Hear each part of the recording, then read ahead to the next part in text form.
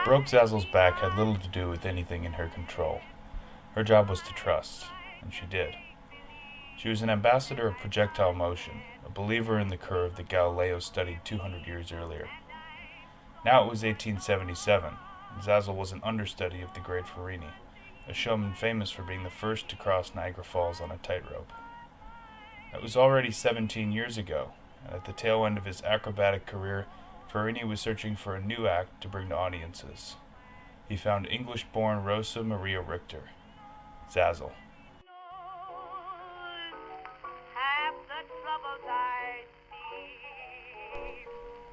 Rosa had already been performing with her acrobatic family on the highwire for years. Performing came naturally, and so it was only a matter of trusting, knowing that whatever goes up must also come down. And if given the right kind of initial velocity, that object creates a big, beautiful curve, just like the one that Galileo studied. And so at only age 14, Zazel became the first human cannonball. The math is there, so we can see what happened. To start, let's assume that the great Farini knew that the launch angle of 45 degrees would give Zazel the greatest range, and that the point she leaves the cannon is the same height as the net that caught her. We know her distance traveled because they measured it at 6.1 meters.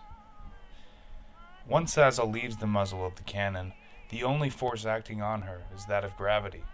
She'll accelerate at the rate of 9.8 meters per second squared straight towards Earth, just like every other object in free-fall motion.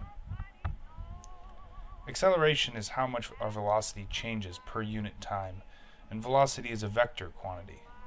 When Zazel leaves the cannon, she has both a velocity in the x direction and the y direction. Because the only force is gravity, and gravity is in the y direction, she will only accelerate, or change her velocity, in the y direction. That means her x velocity stays the same the whole time. If we can find the launch velocity of the cannon, we can then use that to predict Zazel's landing spot for any angle that the cannon is launched.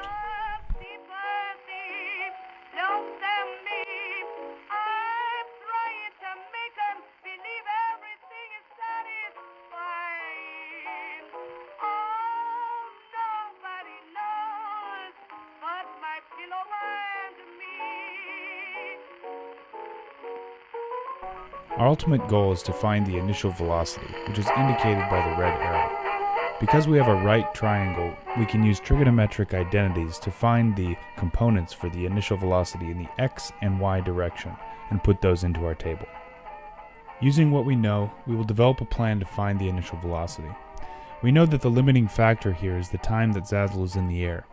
If we find the time it takes for her to fall, then we can use that time to find her velocity in the x direction, since it doesn't change at all.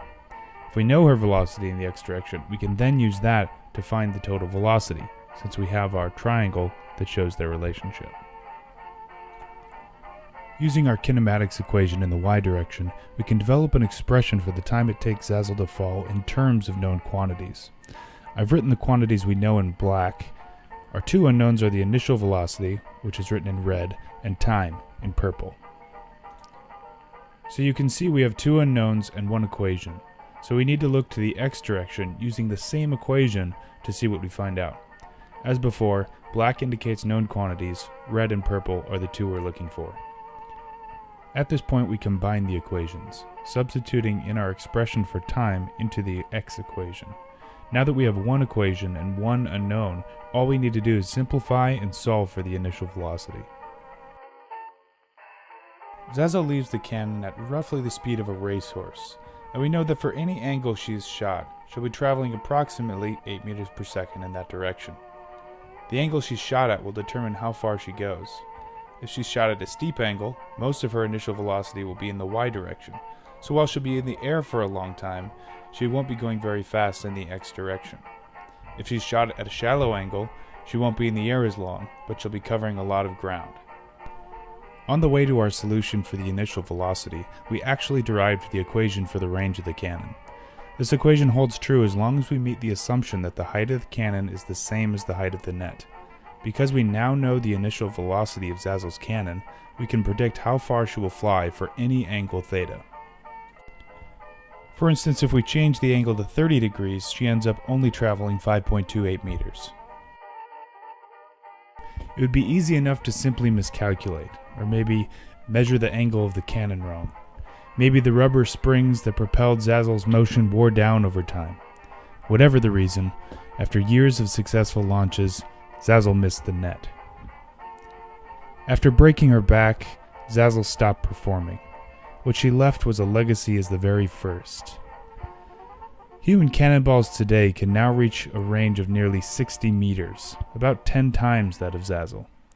If we wanted to, we could calculate just exactly how fast they leave the barrel.